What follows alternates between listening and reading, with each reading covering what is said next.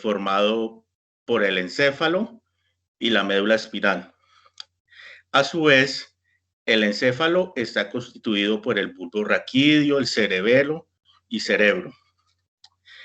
A su vez, el cerebro está constituido por el tamaño del hipólamo. El cerebro tiene una corteza formada por 3 lóbulos, los cuales son los lóbulos frontales, parietales, temporales u occipitales.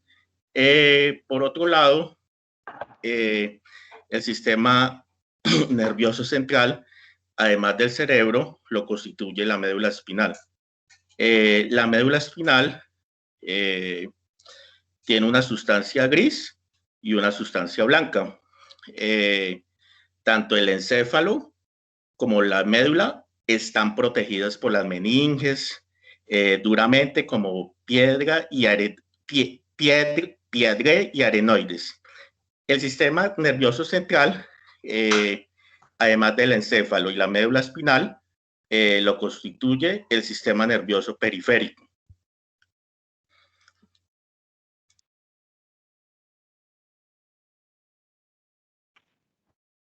Ese sería un aporte, profesor, pues que me gustaría hacer. Listo. Bueno.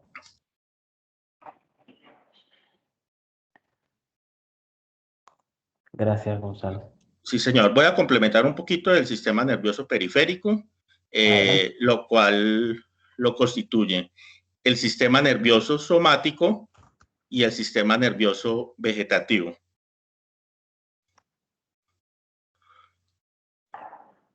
Cabe destacar, profesor, que pues como sabemos, el especialista indicado para el sistema nervioso son los neurólogos clínicos, y cuando hay que realizar cirugías, los neurocirujanos, o cuando hay temblores fuertes o problemas pues más delicados, los neurocirujanos funcionales, que por cierto pues hay solo 2 en Colombia, uno solo en Bucaramanga y otro en Bogotá.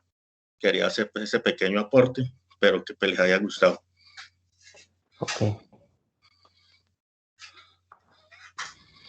Profe, a mí me gustaría participar. Adelante. No voy a compartir pantalla, profe. Ok.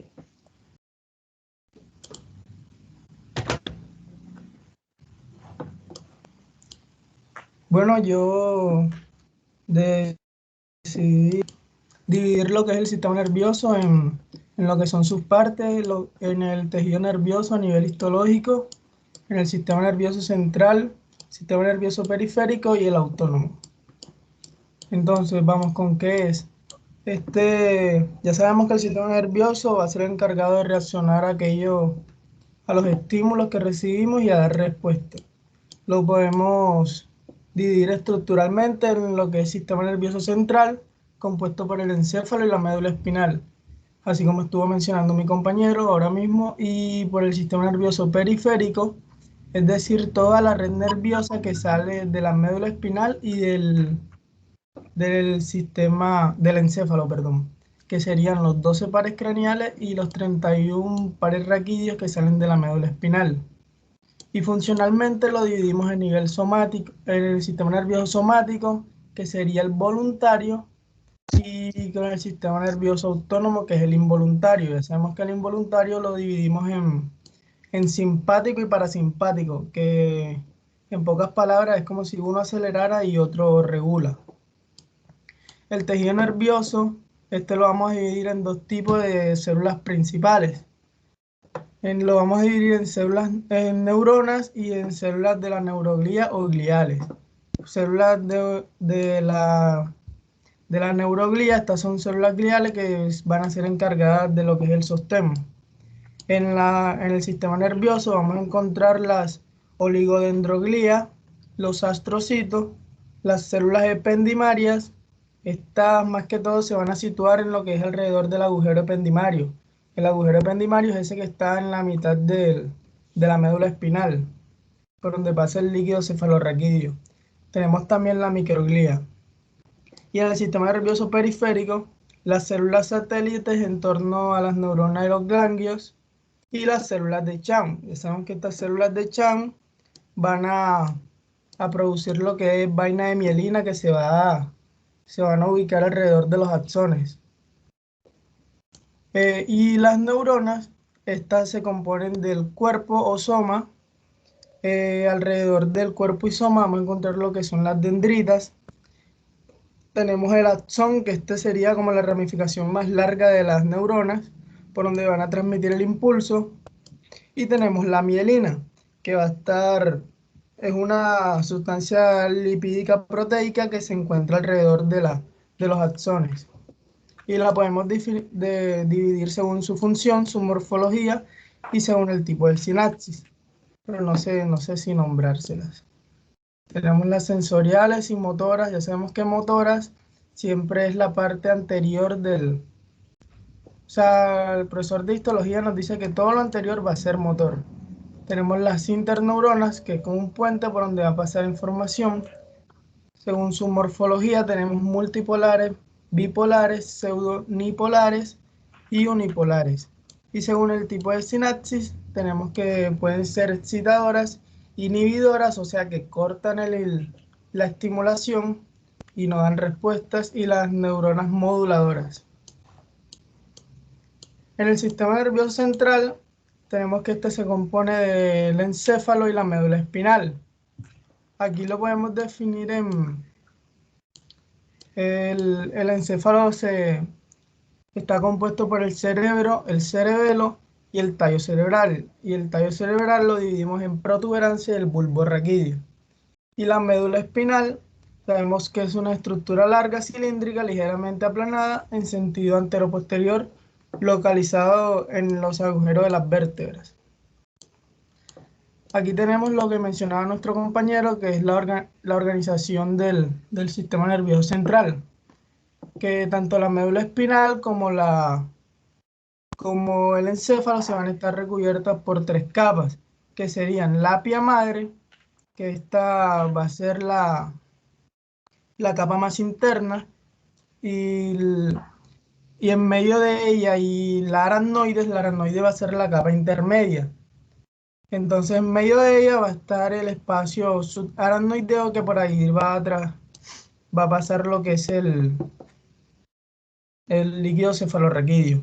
Y tenemos la dura madre, que es la capa más externa y más dura. Aquí me volé algo que es lo que es la sustancia gris y la sustancia blanca. Sabemos que en el encéfalo la sustancia gris la vamos a encontrar en la parte de afuera, en lo que es la corteza cerebral, y la sustancia blanca la vamos a encontrar en lo interno. Y a diferencia en la médula espinal va a ser en el sentido contrario. La sustancia gris se va a encontrar haciendo como una parte, como si hiciera unas alas de mariposa. Entonces la sustancia gris se va a encontrar en el interior y la sustancia blanca en el exterior. Hablándoles acerca del sistema nervioso periférico, este se conforma por, como ya les estuve mencionando, por los nervios que salen tanto del encéfalo como de la médula espinal, y serían los 31 pares raquídeos que salen de la médula y los 12 pares craneales que salen del encéfalo. Y así como el sistema nervioso periférico también va a tener una organización de capas que son de tejido conjuntivo, y se encuentran formados por o sea, cada nervio que sale va a estar cubierta por estas 3 capas, que sería el endoneuro, que sería la capa más interna del tejido conectivo laxo, el perineuro, que sería la intermedia, que esta también sería un tejido conectivo laxo, y la más externa, que sería el epineuro, que sería una capa de tejido conectivo denso y regular, que esta sería la capa más dura. Y como les nombré al principio, el sistema nervioso autónomo, que controla lo que son las acciones involuntarias, y lo podemos dividir en simpático y parasimpático. Y aquí podemos ver algunas de sus funciones, que el simpático, por ejemplo, aumenta la frecuencia cardíaca, y el parasimpático lo disminuye. Muchas gracias, profe. Este sería mi aporte. Ok, muchísimas gracias. Profesor, complementando un poco lo que estaba diciendo el compañero Samuel, tenemos acá que el sistema nervioso periférico está formado por nervios y ganglios. De los nervios se derivan los 12 pares de nervios craneales y 31 pares de nervios raquídeos. Y de los ganglios nerviosos se derivan los nervios sensitivos y vegetativos. Como conclusión podemos decir que la unidad básica del sistema nervioso es la neurona, la cual se conecta con otras neuronas haciendo sinapsis para producir impulsos nerviosos. Además de las neuronas, también hay células gliales. Y como conclusión también podemos decir que hay diversos tipos de neuronas de acuerdo a la forma y tamaño. Muchas gracias, profesor Simón y compañeros. Ok. Deme un segundito para proyectar, por favor.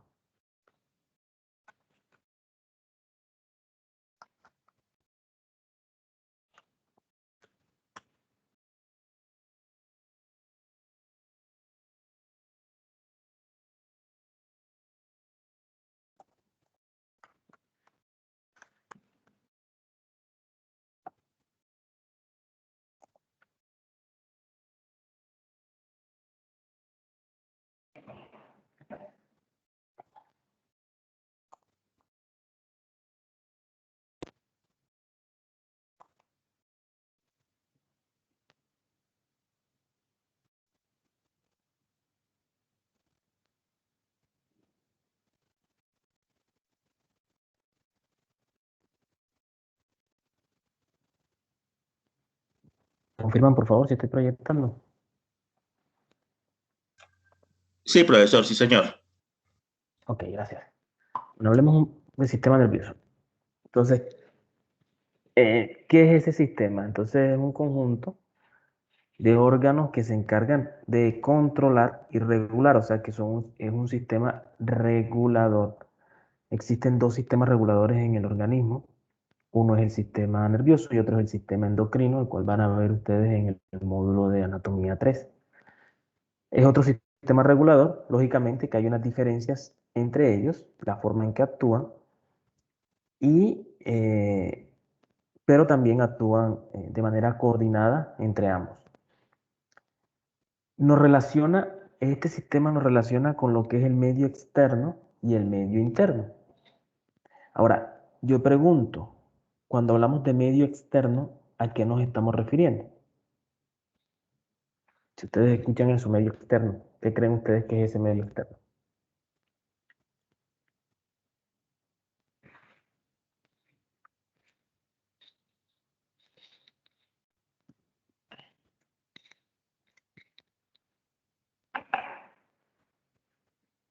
Cuénteme, ¿a qué le suena eso de medio externo?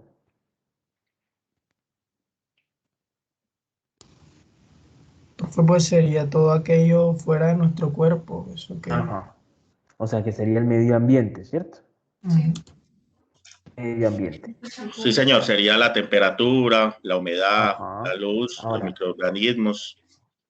¿cómo nosotros logramos captar esos estímulos? O, bueno, nosotros no, el sistema nervioso, ¿cómo logra captar esos estímulos? ¿Qué necesitaría?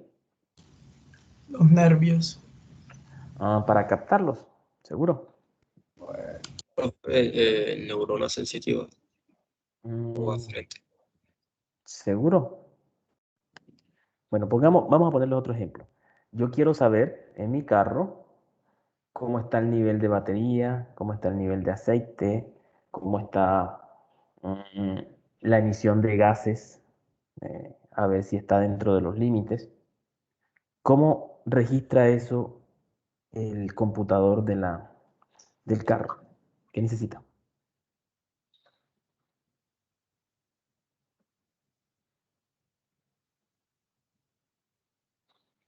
¿Será lo mismo registrar el aceite que registrar los gases o registrar la electricidad de la batería? Pues todos hacen funciones distintas, ¿no? Y entonces, pero sí, son funciones diferentes. Entonces, pero ¿cómo hacemos para captar? ¿Qué necesitaríamos? La vista, el olfato, ¿no? Pero ¿esos qué son? Los sentidos. Sí, pero Ajá. ¿qué tienen ellos? Fíjate que cuando me hablas del sentido de la vista, el sentido de la vista tiene una porción especial que es la que se encarga de captar eso que nosotros llamamos imagen. ¿Cómo se Receptor. llama? Eso, ahora sí, hablamos claro. Receptor. Y ustedes nos hablaron de eso ahorita que estuvieron conversando. Receptores. Entonces habrá receptores para todo tipo de estímulos. Entonces ustedes me dieron unos ejemplos ahí. Receptores visuales, auditivos, vestibulares, bueno, táctiles, hay de gusto, gustativos, olfativos. Todo eso que me está poniendo en contacto con el medio externo. ¿Ok? Ahora, pero también me dice que tenemos un medio interno. ¿A qué se referirá eso de medio interno? Miren que allí dice, integra tanto el medio externo como el interno como un todo.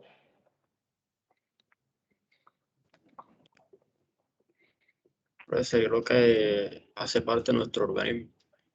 Todo lo que hay dentro, ¿como qué? Un ejemplo. Danos un ejemplo, por favor. ¿Qué necesitarías saber? Pongámonos en los Ah, zapatos del sistema nervioso. ¿Cómo? No te escuché bien, disculpa. la presión arterial, profe. Por ejemplo, fíjate, eso que tú me dices, necesitamos, el organismo, el cerebro necesita saber cómo está tu presión arterial las 24 horas al día. Pongámoslo como la canción, las 25 horas al día, 8 días a la semana. Él necesita saberlo. Y entonces alguien se preguntará, oye, ¿para qué rayos quiere saber ese sistema nervioso cómo está mi presión? ¿Qué se les ocurre? Recuerden lo que él es. Para su control y su regulación, profe. Claro, para controlarla y regularla.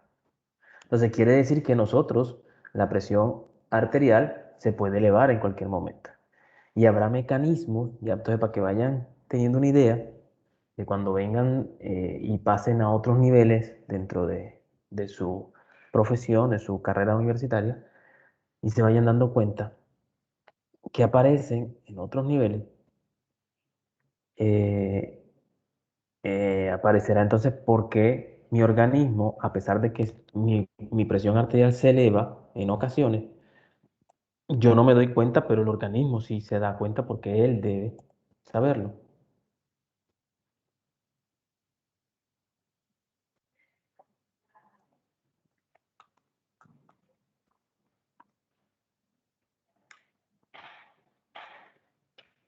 Eh, entonces, cuando nosotros sabemos entonces esto, que él me va a tratar de regular, entonces tendrá unos mecanismos que se conocen como mecanismos compensadores, los cuales están presentes en todas las personas que estamos normales, lógicamente. Una persona normales. Recuerden que todo lo que hablamos aquí son personas normales, ya después vendrán las patologías, entonces algunos no presentarán esto y tal.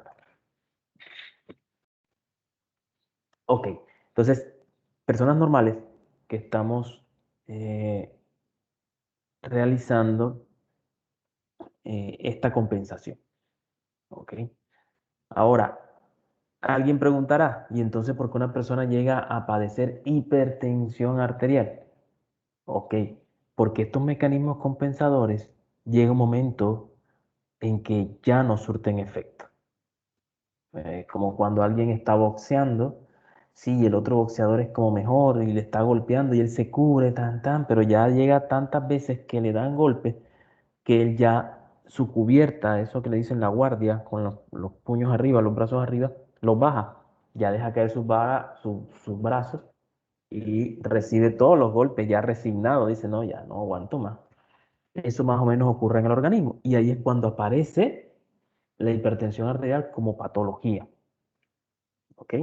Por ejemplo, ustedes de repente cuando estén en fisiología cardiovascular, de repente hacen pruebas en donde usted está haciendo ejercicio y inmediatamente después del ejercicio le toman la presión arterial.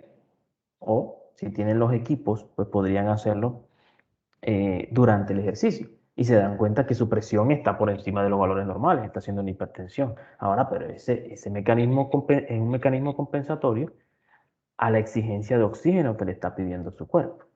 Y eso es momentáneo, no es a largo plazo. Mientras que la patología, la hipertensión arterial, sí lo es a largo plazo. Ok, por eso entonces hay que regularla y todo este cuento. Bueno, lo primero que hay que buscar es la causa porque él es multifactorial, tiene múltiples causas de esta patología y ustedes lo verán allá en su momento. Y se darán cuenta que si encontramos la causa, pues es mucho más sencillo tratarla. Entonces, de esta manera funciona el organismo, mirando qué ocurre fuera y todas esas cosas que podemos decir agresiones contra mi organismo, es lo que podemos darle el nombre de estímulos. Sí, una luz es un estímulo, pero si alguien diría es una agresión a mis ojos. Sí, cuando una luz es tan intensa, hay una agresión a tus ojos. Es un estímulo y lógicamente este organismo este sistema va a trabajar en nuestro organismo de la manera que a cada estímulo él va a generar una respuesta. ¿Qué quiere decir eso? Que lo primero que hay que hacer es captarlo, ¿verdad? Ya nos dijimos receptores. Entonces habrá unos receptores que están en contacto con el medio externo y con nuestro medio interno, porque habrán receptores para el medio externo y habrá receptores para el medio interno. Eso está claro. Ahora, ¿quién creen ustedes dónde se debe procesar esta información que es captada por esos receptores? ¿Dónde se debe procesar esa información?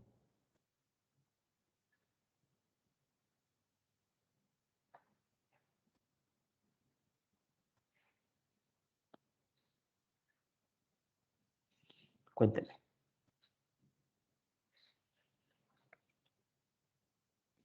¿Cómo fue lo que preguntó, profe? La información, ¿dónde se debe procesar? Esa información que ya captaron los receptores. ¿A dónde se debe llevar? En otras palabras, ¿dónde debemos llevarla para que la puedan leer? Fue la Profe, pues la médula información Uno por espinal. uno. ¿no? Vamos, señorita, adelante. Sí, Cuéntame. digo que la información se dirige al cerebro. No, Al cerebro. Ok. ¿Qué más? ¿Alguien iba a decir otra cosa? ¿Otro compañero? Profe, Cuéntame. o sea, yo diría que primero se dirige a la médula espinal. Ajá. A la médula espinal por las astas posteriores y así, o sea, se procesan y por medio de las astas anteriores dan respuesta. Pero fíjate que la pregunta es clara. ¿A dónde debe llegar esa información? No cuál es el medio por el cual llega. Entonces, Profe, en Entonces sería este, al encéfalo. entonces, eso hay que tenerlo en cuenta, ¿vieron? Las preguntas a veces parecen tan sencillas que uno dice, ay, y enseguida contesta la loca. ¿Ven? Entonces, Sí, profe, mira que sino la que como pregunta es, usted dijo a dónde la dirige primero, entonces yo dije, no, la no, lo médula. dije al final para que entendieran a Ok, dónde la debe llevar. Ok, ok. entonces pilas con eso cuando estén las preguntas en el examen, ¿oyeron? Leerlo bien y comprenderla bien. Si no la entiende, léala, reléala hasta que la comprenda para que la pueda contestar bien. Entonces, bueno, sí va el encéfalo, así como tú dices, y por allá, bueno, el cerebro hace parte de ese encéfalo, ¿verdad? Cerebro, cerebelo, el tallo cerebral, y hace parte de lo que es el encéfalo como tal. Entonces, esa información debe llegar allí. Allí se debe procesar una respuesta. ¿Ok? Ahora, viene la otra parte, la que sí era la pregunta que tú acabas de contestar. ¿Cómo hacemos para llevar esa información desde allí hasta el encéfalo? Entonces, allí sí, la respuesta que tú nos diste es la que cabe allí, ¿verdad? A través de unas estructuras. ¿Y cómo se llaman esas estructuras? Las astas posteriores que son sensitivas y astas anteriores que son las motoras. Bueno, pero la estructura que me lleva fíjate, desde el receptor va y llega y hace un relevo allí, a veces. Eso depende de qué vía esté tomando. El próximo jueves van a hacer un taller de vías de conducción nerviosa. ¿Ok? No se preocupen que es un taller sencillo. Van a ver un video de más o menos 53 segundos, no minutos, que es una clase de de conducción nerviosa, pero generalidades, o sea, para que se vayan ambientando en esto. Y luego ven el video y ahí mismo, dentro de del mismo taller, ven el video ahí dentro porque está incrustado y luego van a contestar unas preguntas que se le hacen sobre el video. Ok, entonces, para que esa información se transmita, se necesita algo, unas vías de conducción, ¿verdad? Esas vías van a través de algo que se denominan nervios, que ustedes nos hablaron ahorita. Nervios. Estos nervios están constituidos por raíces, como tú dices, raíces posteriores y raíces anteriores. Y también tienen una rama autónoma. Porque recuerden que ustedes me hablaron de un sistema autónomo, ¿verdad? De un simpático y parasimpático. Entonces, es sencillo, es recordarlo. Recuerden, por ejemplo, la electricidad que llega a nuestras casas. Entonces, desde el poste de la electricidad se desprende un cable bastante grueso que parece que fuera de un solo filamento. O sea, un cable así de un solo filamento grueso. Pero en realidad cuando nosotros hacemos un corte transversal de ese cable, vemos que tiene dentro tres constituyentes. En lo que es electricidad sería un positivo, un negativo y un polo a tierra. ¿Sí? En el caso del sistema nervioso, fíjense que tiene, así como tú nos decías, va a tener dentro, si nosotros vemos una raíz posterior, una raíz anterior y una rama autónoma. Fíjate que es muy parecido. Ahora, esta raíz posterior están constituidas por neuronas de tipo sensitivo o sensorial, como ustedes nos dijeron. Y las de las raíces anteriores están constituidas por neuronas motoras, ¿ok? O neuronas eferentes, también se denominan así. Ahora, viendo todo así, ya desde esta perspectiva nos damos cuenta de que entonces, para que la información llegue, un estímulo debe ser captado por un receptor. Luego debe pasar a través de una vía, ¿verdad? Que es la vía sensitiva, va a entrar por la raíz posterior de la médula y luego va a ascender, miren, ascender al encéfalo, ¿verdad? Ahí en el encéfalo, bueno, para más o menos lo entiendan, aquí hay un centro que se conoce como el centro de los relevos sensitivos, o sea, todo lo que es sensitivo, todo lo que se capta por los receptores, llega allí, que se llama tálamo. Aquí no lo logramos ver porque tendríamos que hacerle un corte, pero él llega allí, al tálamo, y el tálamo es quien decide a qué área de la corteza debe ir esa información. Ejemplo, si es audición, entonces él dice, bueno, listo, váyase para el lóbulo temporal, porque allá es donde van a leer ese mensaje. Así como, por ejemplo, que llega un paciente en lo que son las derivaciones en urgencia, llega un paciente con una fractura y dice, bueno, el señor, ¿qué tiene? No, trae una fractura, bueno, váyase por ortopedia, ahí la puerta hasta que está aquí. El señor, ¿qué tiene? No, que tiene diarrea, vómito, bueno, listo, entonces gastroenterología, váyase para acá. ¿Sí? Entonces, de esa manera hace eso el tálamo. El tálamo está derivando qué información llega, de qué tipo es y a qué parte de la corteza se va a dirigir. Luego que esa información llega a la corteza la procesa como si fuera un rey, la procesa y da una respuesta. Y entonces dice, bueno, listo, entonces por esto vamos a entonces hacer esto. No, que sentimos frío, y hace frío, entonces aquí hace bastante frío, entonces le da como respuesta, listo, vamos y encogemos los músculos y crucen los brazos. Y entonces envía esa respuesta. Esa respuesta nuevamente va por unas vías, pero ya no son ascendentes, porque ya no van subiendo, sino que vienen vías descendentes. ¿Sí? Y van a salir, pero ya no por donde entraron, por las raíces posteriores, sino que van a salir por las raíces anteriores en la médula, como ustedes nos dijeron, y van a tomar el camino con unas neuronas motoras o eferentes. Y se van a dirigir ya no a un receptor, porque los receptores solo reciben información, ya necesitan es un órgano efector, o sea, aquel que haga un efecto. Por eso esta vía también se llama vía eferente. ¿Ok? Entonces, quien haga un efecto. Ahora, ¿quiénes son estos órganos? Existen dos tipos, los músculos y las glándulas. ¿Ok? Entonces, a grosso modo, tendríamos una vía sensitiva o vía ascendente o vía aferente, también se denomina así, aferente con A. Esta vía va, su sentido es receptor, médula espinal, encéfalo.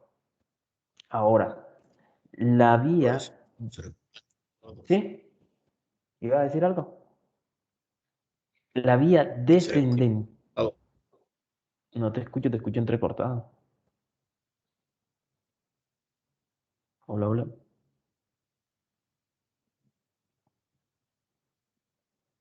O sea, ¿se me escucha bien o se escucha? A mí se me escucha entrecortado. Se escucha bien, profe. No, porque yo escuché por Se ahí al escucha compañero. bien, se escucha bien, profesor, fuerte y claro. Ok. Entonces, la vía, ya vendría otra vía, la de la respuesta, es la vía descendente. Se llama vía descendente, vía motora, también porque utiliza las neuronas motoras, o vía eferente, con eferente, recuerden, efecto. Entonces, en este caso, que tengo frío, entonces le dice a mis músculos, bueno, vamos a hacer una contracción y vengo y cruzo los brazos. Ustedes saben que una persona con frío, entonces cruza sus brazos y ustedes ven que ella hace como un caparazoncito, trata de así. Eso es una respuesta del encéfalo, ¿oyeron? Para que sepan que es una respuesta del encéfalo. De hecho, si ese frío sigue, entonces, como en fisiología vieron que cuando hay contracción muscular, se produce más calor que el trabajo en realidad que produce un músculo. Entonces, comienzan sus músculos a contraerse solos. Aquí se le dice que está, vulgarmente, se le dice que está, ¿cómo es que utilizan esa palabra? Que tiene escalofríos, ¿sí? Porque está como temblando. En realidad son contracciones que están haciendo y esas contracciones me están generando calor. Entonces, fíjate que es una respuesta del organismo. Y es involuntaria porque yo intento controlarlo y no puedo. Te empieza y te dice, quédate quieto y no puedo. ¿Por qué? Porque es una respuesta involuntaria. ¿Qué está buscando el organismo con esto? Producir calor. Porque recuerden que la contracción muscular genera grandes niveles de calor. ¿Ok? De hecho, después de eso, después de mover los músculos, el organismo tiene que enfriarlo porque nos calentamos mucho y entonces sudamos. Entonces las glándulas sudoríparas también como respuesta vierten el sudor y usted se enfría. ¿Eh? Bueno, entonces ya sabemos que de esa manera se controlan las cosas y que existen unas vías que conducen eso y los nervios, que serían lo que es el sistema nervioso periférico como tal, estos receptores, órganos efectores y los nervios, me van a llevar esa información, tanto de manera ascendente hacia el encéfalo como de manera descendente. Entonces, por eso la médula espinal, cuando vean médula espinal el siguiente semestre, se darán cuenta que la médula espinal se considera un órgano tanto de conducción, ¿sí? Una de sus funciones es conducir impulsos, porque fíjense, conduce los que van ascendiendo y los que van descendiendo. Y también lo que son también el arco reflejo, porque en ella también se produce lo que es el reflejo. Ahora, eso de lo que es el cuello para abajo, ¿ok? O sea, lo que es tórax hacia abajo, tórax columbar. Cuando hablamos de cuello hacia arriba, entonces ya no se utiliza la médula como tal, sobre todo en cara, de arriba, sino que se utilizan los nervios craneales y entonces ellos salen a través de otras vías que se conocen como vías extrapiramidales que vamos a ver el jueves, si Dios permite. Ok. Bueno, entonces también aquí nos dice que constituye las bases anatómicas de las funciones intelectuales superiores que supuestamente nos diferencian del resto de los animales y lo que es la personalidad, el carácter y todo esto. Aquí está una división del sistema nervioso que nos dice fisiológica de la vida y las relaciones. el sistema nervioso central, sistema nervioso periférico. Miren que de la vida y las relaciones, relacionándonos con el medio externo. ¿Ve? Sistema nervioso central, encéfalo, médula espinal, sistema nervioso periférico, nervios craneales, nervios raquídeos. ¿Ok? Ahora, también hay uno de la vida vegetativa, y aquí faltó el SNA, sistema nervioso autónomo. Y entonces aparece el simpático y el parasimpático. Ahora, este sistema nervioso autónomo también hace parte del sistema nervioso periférico, porque él no hace parte del central. Y si no hace parte del central, pues él hace parte del sistema nervioso periférico, en lo que es la división anatómica.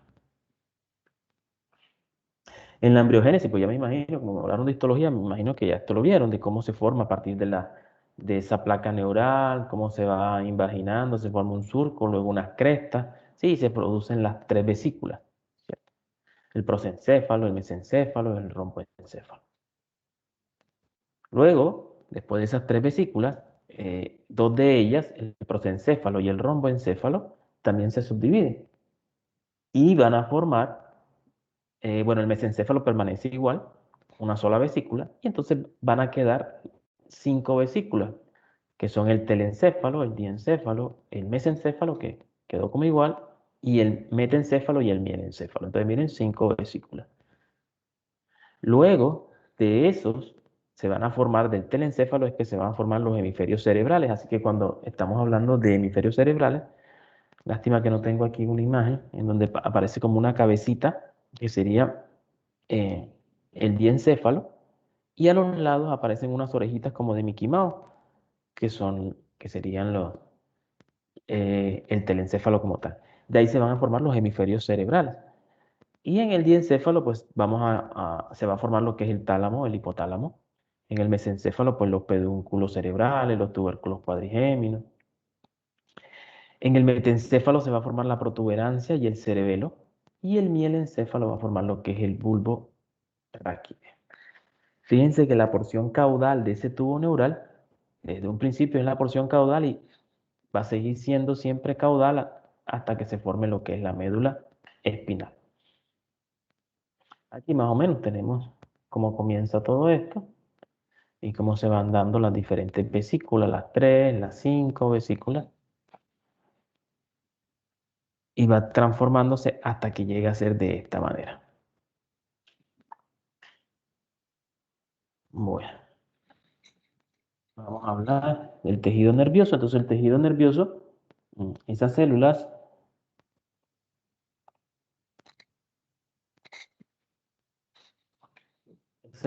van a tener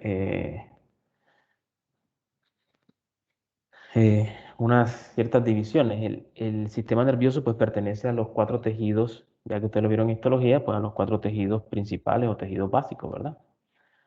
Tienen un origen ectodérmico, ya también si vieron histología, como me hablaron, pues ya lo saben. Está formado por 2 tipos de células, lo que son las neuronas y las neuroglías, y las que presentan alto grado de especialización con propiedades de irritabilidad y conductividad son las neuronas, ¿sí? Ellas pueden generar potenciales de acción, pueden irritar y pueden conducir esos potenciales de acción. Algo que nos decían ustedes también, los que intervinieron ahorita, nuestros compañeros nos hablaban de que ellas constituyen la unidad básica integradora, nos hablaban de esa unidad funcional del sistema nervioso, ¿verdad? Son altamente especializadas y permanecen en la etapa G0 del ciclo celular. ¿Qué quiere decir esto? Que ellas normalmente no entran en lo que es mitosis, no se van a dividir. Quiere decir que cada celulita de estas neuronales que muere no se reemplaza, ¿sí? Aunque eso en los últimos años hay algunas investigaciones que se han hecho en España y eso, y se dice que sí, que ellas logran excepcionalmente, dice así, excepcionalmente, es una cosa así como un milagro, que a veces logran restaurarse, ¿ok? Pero demoran mucho tiempo para hacerlo, diferente a otro tipo de células que rápidamente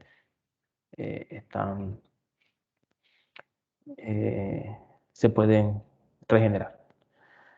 Conducen y transmiten impulsos nerviosos. almacenan información innata y adquirida, ¿sí? Porque allí todo lo que nosotros aprendemos, los artes, nuestros trabajos, nuestras cosas, todo eso va quedando toda esa información.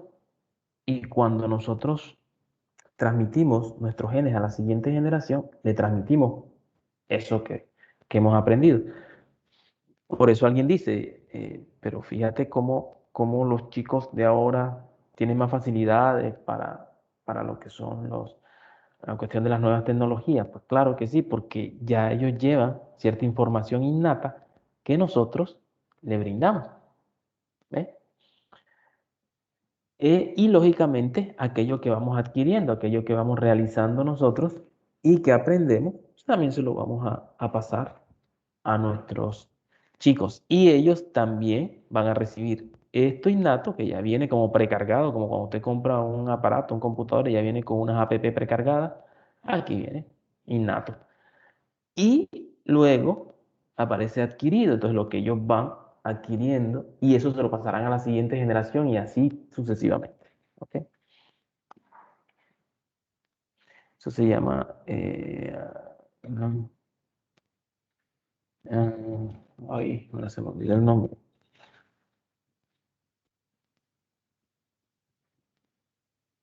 Ay, bueno, o sea, bueno, ahorita recuerdo. Bueno, las neuronas las podemos clasificar según bueno, igual que se clasifica cualquier cosa, ustedes saben que cualquier cosa nosotros la podemos clasificar.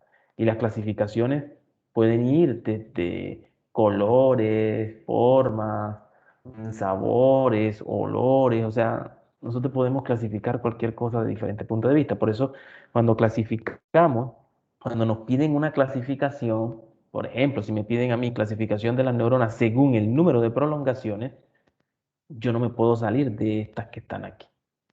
Ahora, pero si alguien me dice clasifique las neuronas, yo la clasifico pues con la clasificación que yo más me sepa. Puede ser por el número de prolongaciones, por la forma, por el largo del axón, por su función, o sea, ahí sí. Pero si ya me la cierran la pregunta y me dicen clasifíquela según su forma, por ejemplo, entonces yo tengo que solo cerrarme a clasificarla según la forma.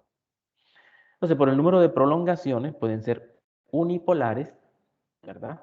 Pseudo unipolares, y esto aquí, en este prefijo pseudo, recuerden que significa que parece, pero que no lo es. A veces también trae una P aquí adelante, como psicología, es el mismo prefijo, que siempre que me lo colocan es que parece, pero no es. Entonces sería que parece unipolar, pero que no es unipolar.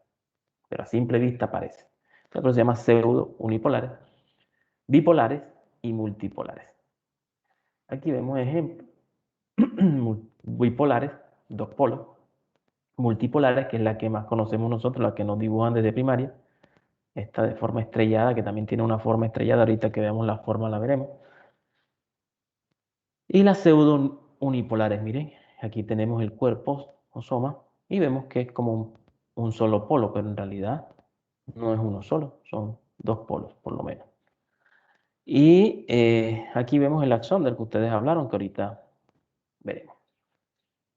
Por la forma del cuerpo podrían ser fusiformes, si son delgadas, globulosas, pues si son como globitos, estrelladas, si tienen forma de estrella, piramidales, si tienen forma de pirámide, y piriformes, si tienen forma de pera. Dentro de estas piramidales existe una piramidal bien importante que se conoce como la neurona gigante de Betz. Y de hecho le dan el nombre de gigante, piramidal gigante de Betz, así.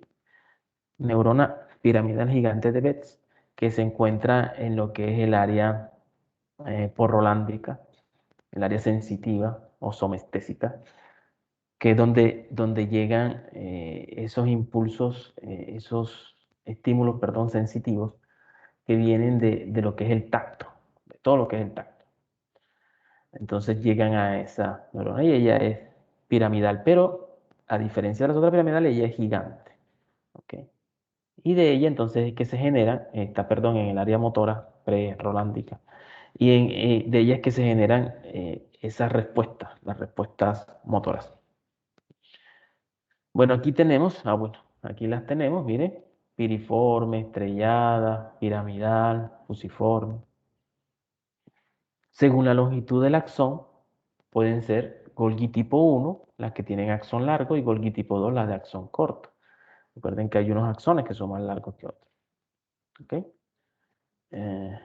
Este Golgi ya lo conocen, el señor Golgi, del aparato de Golgi, entonces no les es tan difícil recordar. Y esta, que es la desde el punto de vista funcional, que es la que más se le presta atención por la parte de lo que es la fisiología, que se dividen en sensitivas o aferentes, motoras o eferentes, y las interneuronas, que aquí faltó, o neuronas de asociación.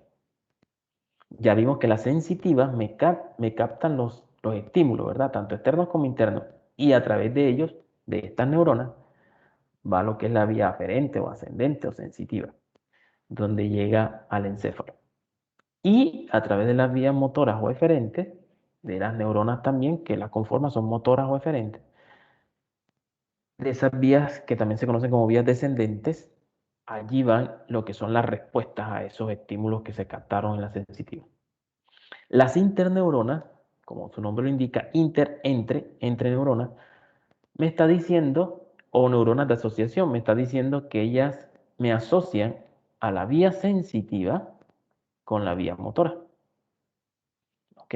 La asocian, hace que, fíjense que es como en una carretera de estas con un bulevar en el centro, en donde llevan un sentido carros que se mueven desde el norte hacia el sur y carros que se mueven desde el sur hacia el norte. Pero hay lugares especiales donde se hacen los famosos retornos. Y yo puedo pasarme desde sur a norte, puedo pasarme de norte a sur, o se me olvidó algo y me devuelvo en un retorno. Más o menos esos retornos serían las interneuronas. Me permiten que se asocien esas dos vías. Y son importantes para lo que son los reflejos. Partes de una neurona. Entonces, ¿una neurona qué es? Es una célula. Por lo tanto, como toda célula, ¿cuáles son las características, las 3 características de toda célula? ¿Qué es lo que me dice que es una célula? Cuéntenme.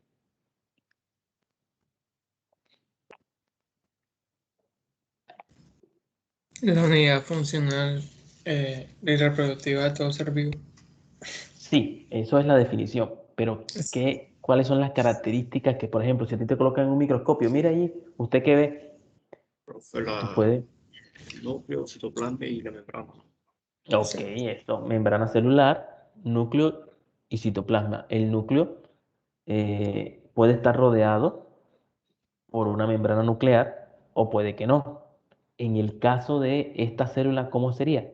¿Tendría membrana nuclear o no?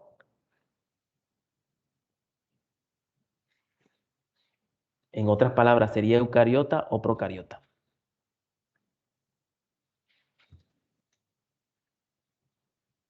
Eucariota, profe.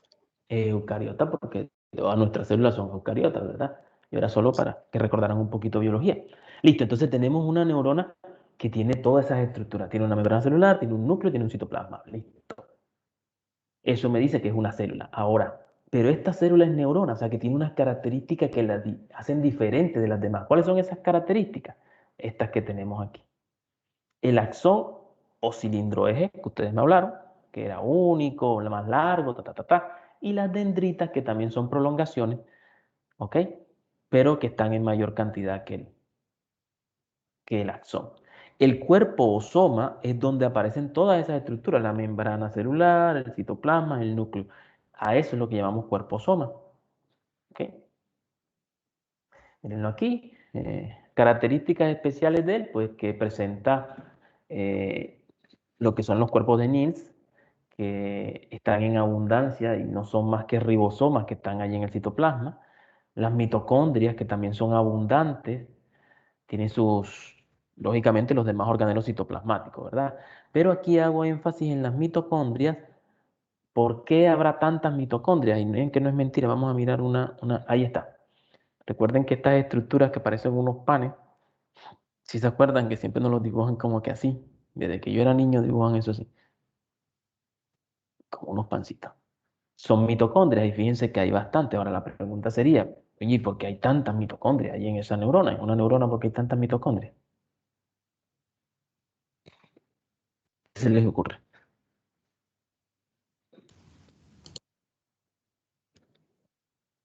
Podría ser, profe, no sé, por el desgaste energético. Ujú. O sea que necesita bastante energía, ¿verdad? Porque allí en la mitocondria es donde se produce energía.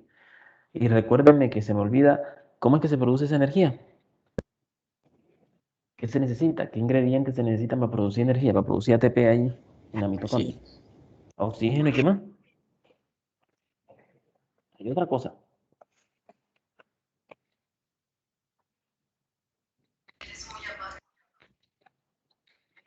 Hay otra cosa que se necesita para la producción. La glucosa, acuérdense.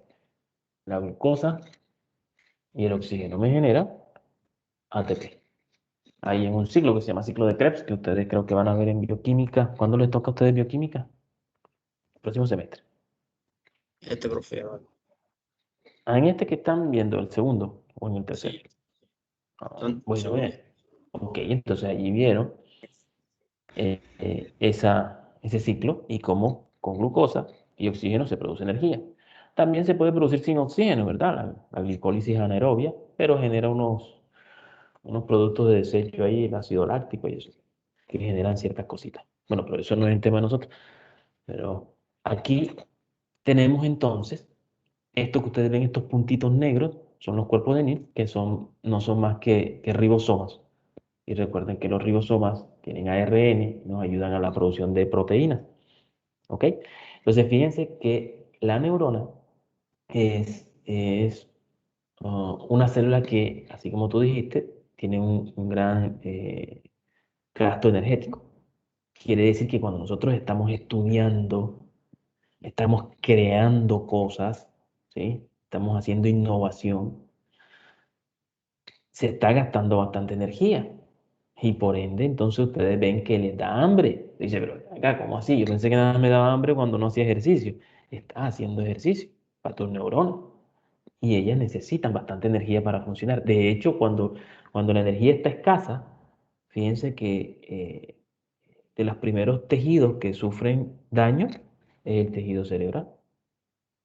O cuando la falta de oxígeno también, los primeros que sufren daño son el tejido cerebral, porque ellos necesitan de esos dos componentes para la producción de energía. Entonces, se necesita bastante energía.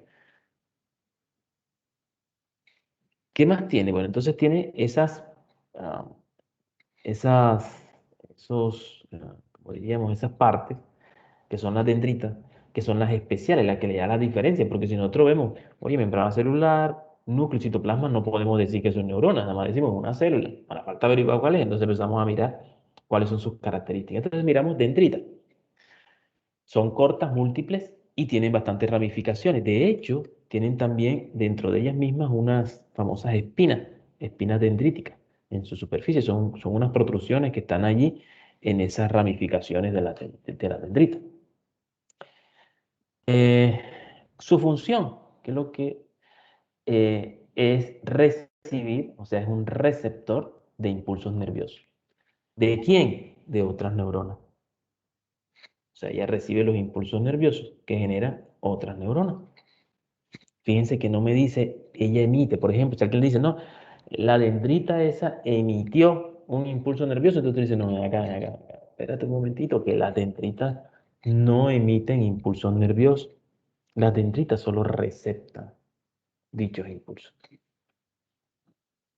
Axón es único y lógicamente más largo que las dendritas. Bueno, su función principal es, allí sí, lo que es el emitir, la emisión de impulsos nerviosos, contrario a la dendrita, ¿verdad?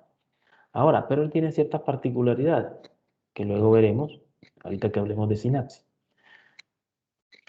Entonces, mediante la sinapsis va a transmitir los impulsos, pero ¿en qué parte puede transmitirlo o lo transmite con mayor frecuencia? En su porción terminal, que se conoce como telodendrón Eso depende del libro donde usted lo busque. Aquí dice telodendrón, pero hay otros libros que dicen telodendrio, otros le dicen pie de axón, otros le dicen axón terminal. Entonces, fíjense todos los nombres que tiene. Aquí miremosla. Aquí tenemos entonces el cuerpo o soma. Vemos las dendritas, miren, con sus espinas dendríticas que saldrían por aquí. Aquí había una espinita. Y vemos que, miren, sale una prolongación más larga, que sería el axón. ¿Ok? Este que vemos aquí donde viene, axón. Si vemos este axón es lo que está en el centro, como si fuese esto un sándwich, un Subway. Aquí vemos el pan y dentro vemos el axón, ¿verdad? Ahora, eso que lo rodea son unas células denominadas células de Schwann, que van a formar lo que es la vaina de mielina. Recuerden que la palabra vaina significa cubierta o protección. Entonces, ese axón va a estar cubierto de vaina de mielina, algunos axones, otros no tienen vaina de mielina. Los que tienen vaina de mielina se van a llamar mielínicos y los que no tienen vaina de mielina se llaman amielínicos.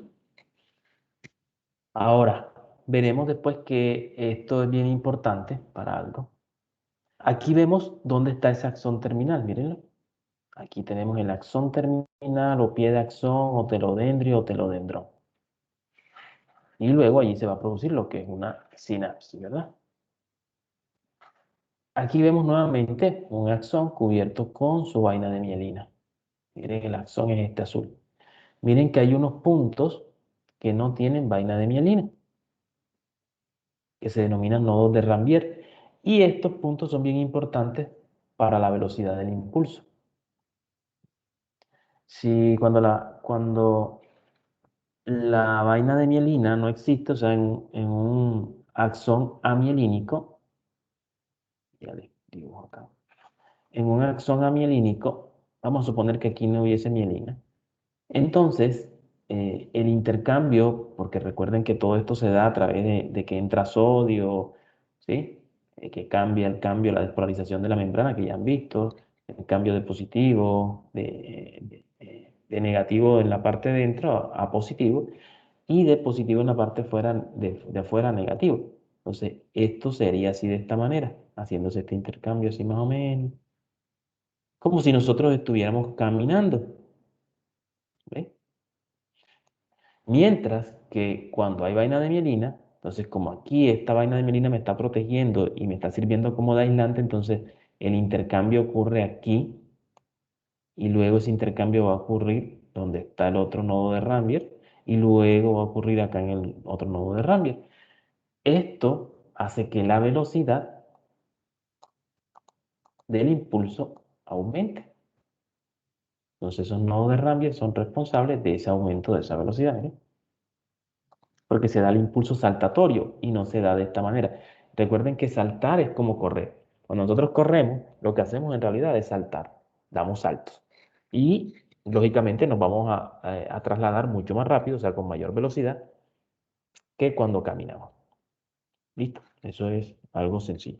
Ahora, ¿qué velocidades tendrán? Pues en una neurona con vaina de mielina, una neurona mielínica, la velocidad es de 100 metros por segundo.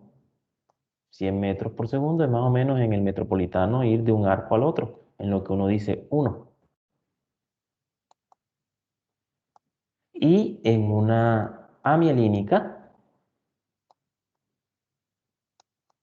la velocidad, o sea, en aquella que no tiene vaina de mielina, la velocidad es más o menos de 25 metros por segundo.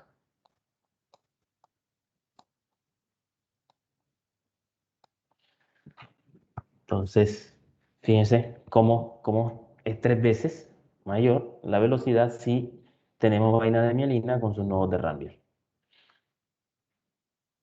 Las neuroglías también son llamadas células de soporte, son mucho más numerosas y a diferencia de las neuronas, pues no generan impulso nervioso. ¿Se parecen? Mucho sí se parecen. pero sus prolongaciones son similares, diferente de la neurona, y no tienen ese axón, esa prolongación largota. Y van a tener diferentes funciones, como son funciones de soporte y sostén, la producción de mielina, la defensa mediante fagocitosis, el intercambio metabólico, participan en la formación de lo que es la barrera hematoencefálica, que es una barrera que hay eh, cuando la sangre va subiendo y va a llegar a lo que es el encéfalo como tal. Hay una barrera. Esta barrera es como una barrera semipermeable que deja pasar algunas sustancias y otras no.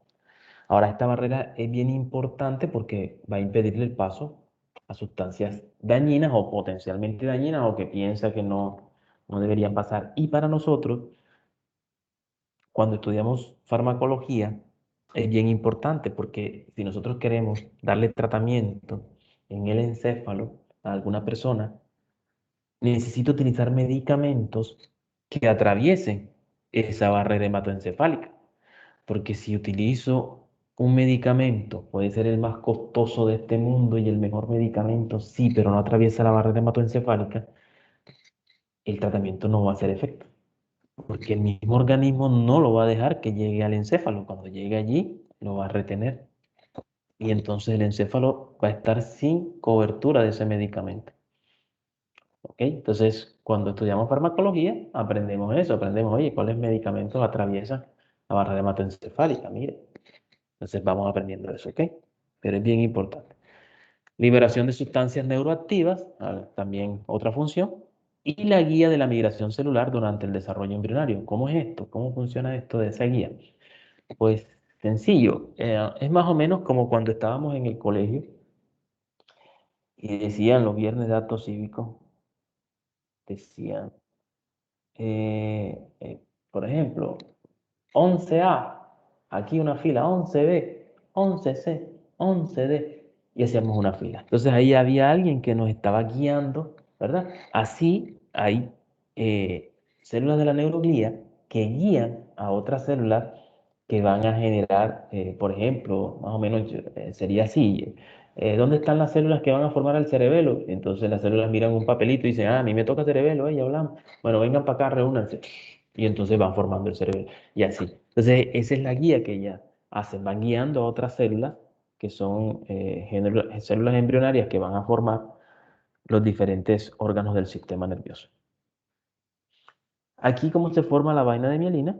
Miren cómo ella se va enrollando sobre su mismo eje, va haciendo allí, enrollándose sobre ese axón. Y miren cómo lo va cubriendo. ¿Ven? Cómo lo va cubriendo, y miren cómo le dio varias vueltas y lo enrolló. Esto es bien interesante porque esta vaina de mielina también protege al axón para que el axón no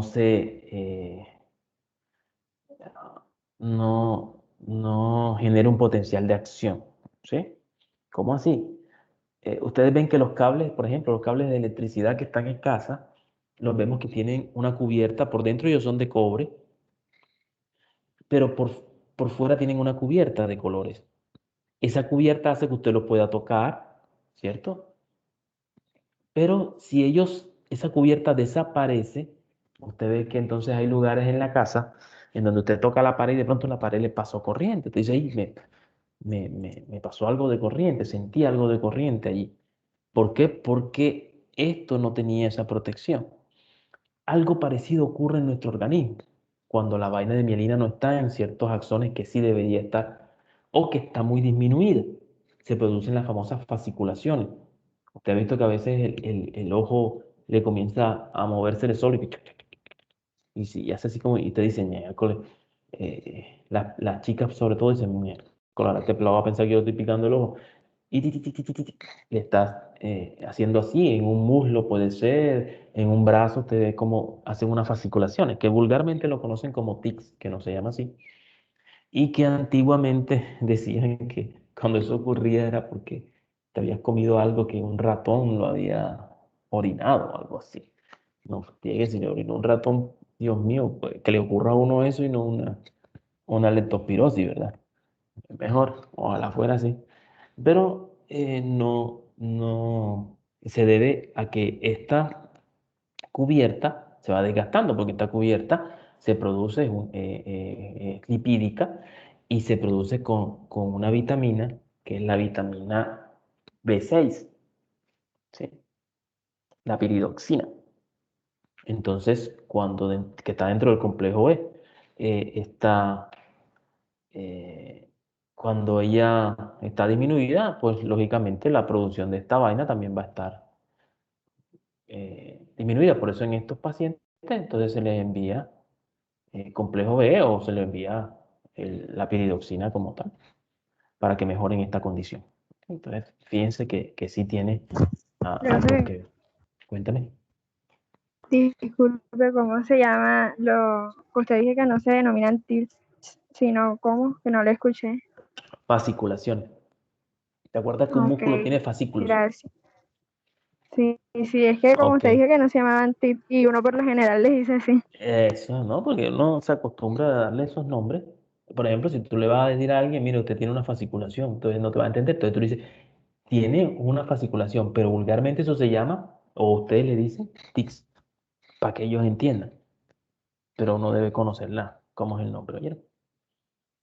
Bueno, la clasificación de las neuroglías, pues se clasifican en macroglías, microglías y las células del epéndimo. Estas del epéndimo son aquellas que tienen que ver con el conducto cefalorraquídeo y la producción de líquido cefalorraquídeo como tal.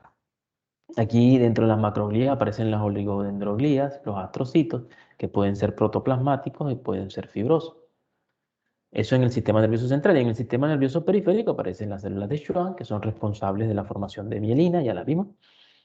Las células satélites, que se localizan en los ganglios nerviosos. Y las células de Müller, que están en la retina. Recuerden que la retina es el receptor, el órgano receptor de las imágenes. Bueno, eso es el próximo semestre que por allá le van a preguntar esas cositas. Entonces le preguntarán cuál es el órgano receptor de la visión. Entonces ustedes a veces le ponen ahí, ojo, y entonces le ponen el ojo. Pero el ojo no lo es. El ojo tiene unos medios de refracción, unos medios transparentes, y luego debe llegar eso allá en la retina, que es la que lo va a receptar realmente. Aquí vemos, miren, cómo un astrocito protoplasmático se parece mucho a una neurona. ¿Sí ven? A las prolongaciones, sobre todo la de las dendritas, pero no tiene esa prolongación larga que es la del axón. Aquí están en un vaso sanguíneo y estos astrocitos fibrosos. La sinapsis. ¿Qué es una sinapsis? Es un contacto membranoso químico o eléctrico, ¿verdad? Se establece entre una neurona